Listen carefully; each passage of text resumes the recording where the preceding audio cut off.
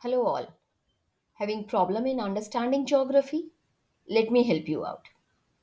I'll explain all the concept of this chapter one by one along with all those questions which often get repeated in the board examination. So let's start our chapter with first definition, that is of resource, right? Now, if we look at this definition first two lines, it we are doing it since we were in 6th standard, 7th or 8th standard, right? And it was able to fetch us marks.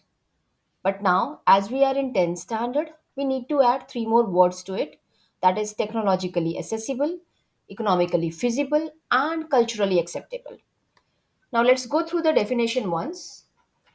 Everything available in our environment which can be used to satisfy our needs, provided it is technologically accessible, economically feasible, and culturally acceptable, can be termed as resource.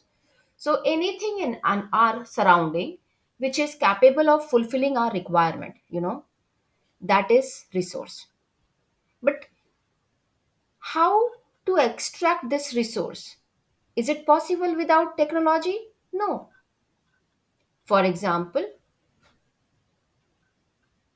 we make garment out of cotton, right?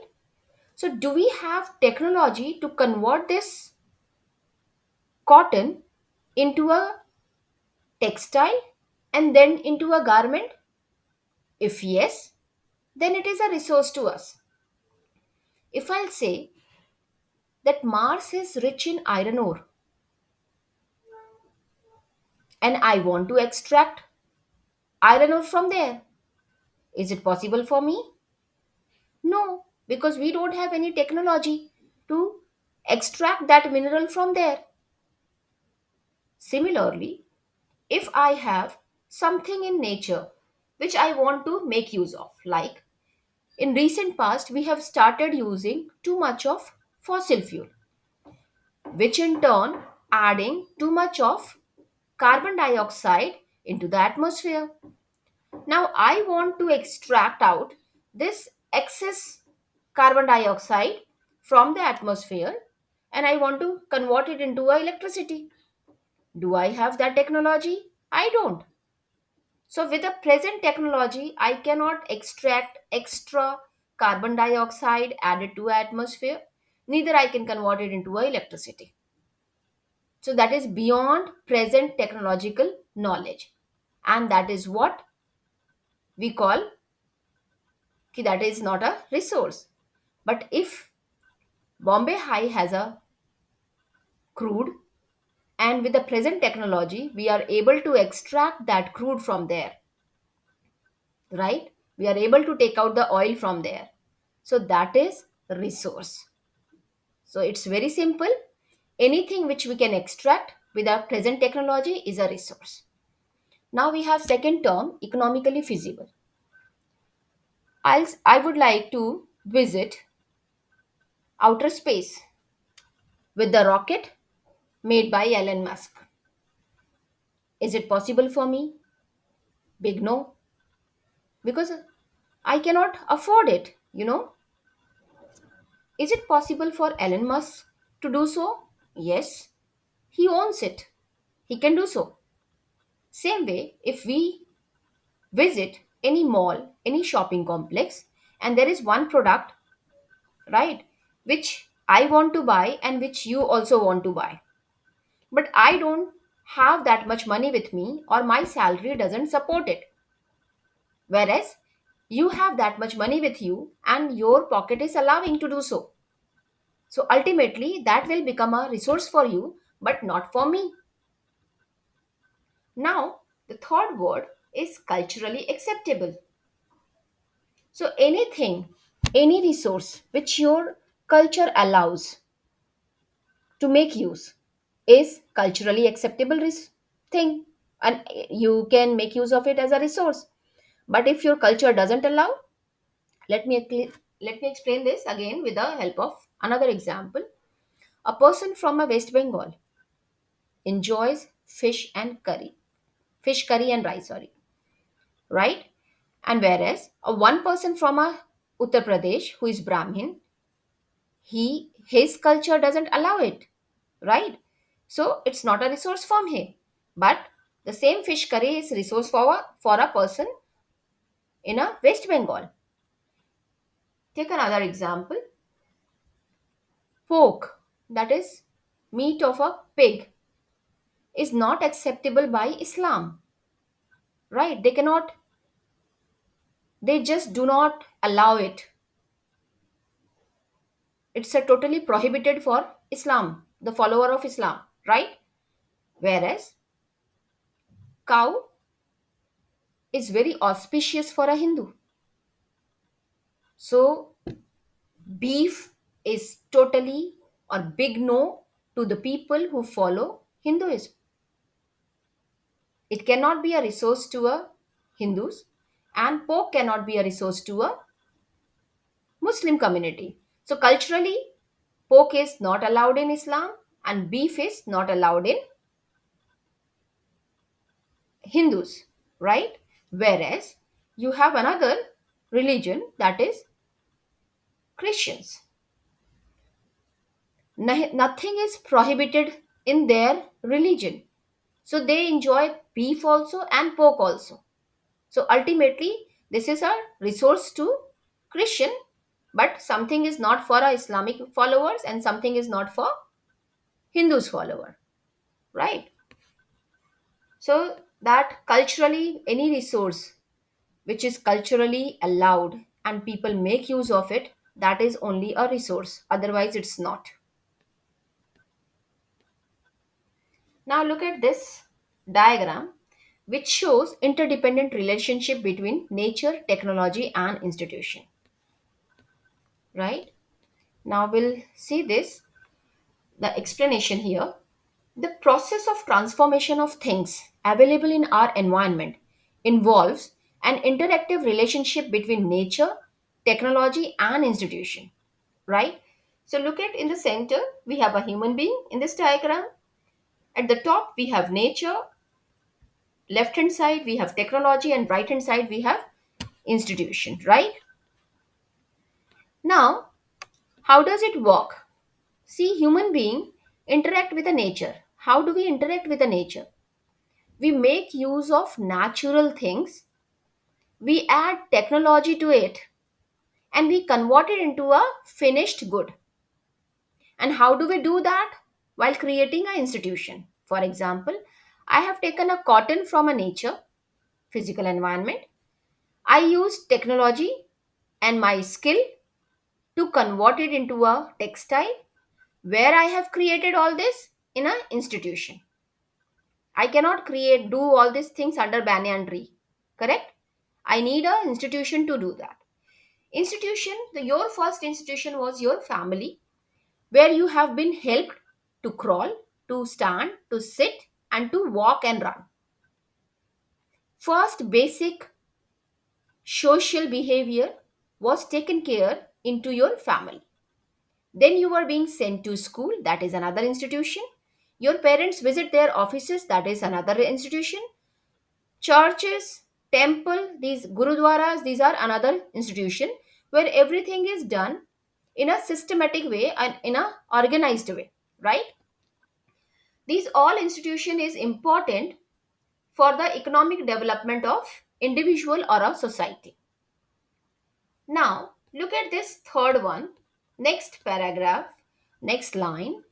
Human beings interact with nature through technology and create an institution to accelerate their economic development. Till here we have done. Now the next paragraph here explains about whether the raw material is free gift of nature, right? Or the resources are free gift of nature. During our childhood, we used to think about so. We used to visit various places for a picnic and other purposes, and whatever tap was available, we used to drink water from there. Can we do so now? Not possible because the water is highly polluted. During our childhood, we used to think these all resources are free gift of nature. Air is free gift of nature, water is free gift of nature, right? But now we all know, if we are looking for a oxygen, right, and COVID has shown us the importance on price of a oxygen in India, right? We pay for it. Whenever somebody gets a asthmatic attack or due to any other medical illness, they are admitted to a hospital and they pay for that oxygen cylinder. Same when we visit outside picnic spot, bank of a river, right? We do not make use of that water available in the river or in a tap. We buy the water, bottled water, which is sold nearby, right? The extent of pollution is this, that our resources are now not a free gift of nature, right? Resource are a function of human activities. Very true. Resource is a function of a human activity. Any resource is resource because we humans are making use of it. The day we'll stop using it, it will not be a resource. Any disaster become a disaster only when it is infecting or affecting human being. If anything, any cyclone hit any part of ocean or any other part of land where the humans are not inhabitant, then it's not a resource, right? So resource are a function of human activity. And we humans itself is a very big resource and very major resource, because we are the one who create all the resource, and these resources make our life easy, comfortable, and we our life means the work which we earlier used to take a lot of means long time to do, that get done within short period of time. Your mixer grinder is an example of that. But earlier we used to use motor and piston, but nowadays we just grind it in a grinder, right? The work which used to take 15-20 minutes or maybe 30 minutes, now it is done within a 4 or 5 minutes. So this is how human being create resources while making use of raw material from the environment, physical environment, and we create something more valuable and more useful, right?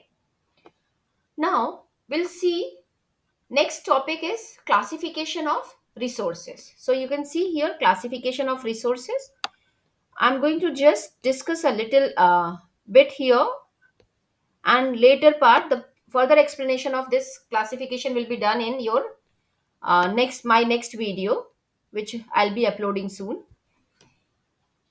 The first one is on the basis of origin. We have biotic, abiotic. On the basis of exhaustibility, we have renewable and non-renewable. On the basis of ownership, we have individual, community, national, and international. On the basis of status of development, we have potential, developed, stock, and reserve. Now you have to understand this.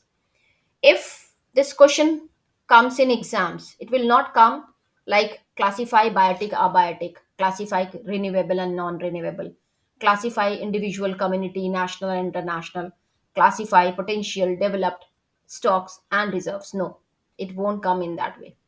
It will come classify resources on the basis of origin and on the basis of exhaustibility. They will combine two classification together to make one 5 marker or 4 marker. Mind it, one 5 marker probably will, here they will join two. If they will give only one question, that may appear as a 2 marker, right? This is a new trend which has started in CBSE, right? Then again, if they will give on the basis of ownership, that alone can come as a 5 marker. Look at the fourth classification, that is D, on the basis of status of development. Here you have four different definitions: potential, developed, stock, and reserve. Right? So these all can come as a definition, define potential resource, potential and developed resource, or stock and reserve. And you may have to define two out of these, any four which they will ask you to do so. Right? I'll explain this in my next video. Don't worry. Now there is one more new method which has come up, that they are nowadays giving these web charts or part of this web chart in an exam, right? For example, if they will give natural, so renewable and non renewable is very common one, you can easily guess and you can write it down, right? Non renewable may again we have a recyclable metal and non recyclable things, that is fossil fuels, right? So, and renewable may again we have a continuous and biological. So look at this, the continuous one, I'm going to explain this. We have already done this earlier, I think. No, no. It's going to be done in next video, right? Look at this continuous one. Now this is very uncommon one. This we often don't get to see. So this may appear in your exam. Or look at this biological one, natural vegetation and wildlife. This is again a common, but they can disappear one of these two, and you have to write that one. Or you can see you will get a human resource, human, and you may have to write structure and institution, and towards right hand side you will write quantitative and quantity and quality, right? So this is how they may give you one part of this chart, this web chart, and you have to write down the gap which they have provided in your question paper, right? So all the diagrams and all the lines under video is very important, line under the diagram as well as line, all this web chart is important, and they can come as a question in your question paper. So that's it with this video, right? We'll continue with the explanation of classification in our next video. Till then, thank you. The same video will be available in Hindi also, so those who can understand in Hindi, they can watch the other one.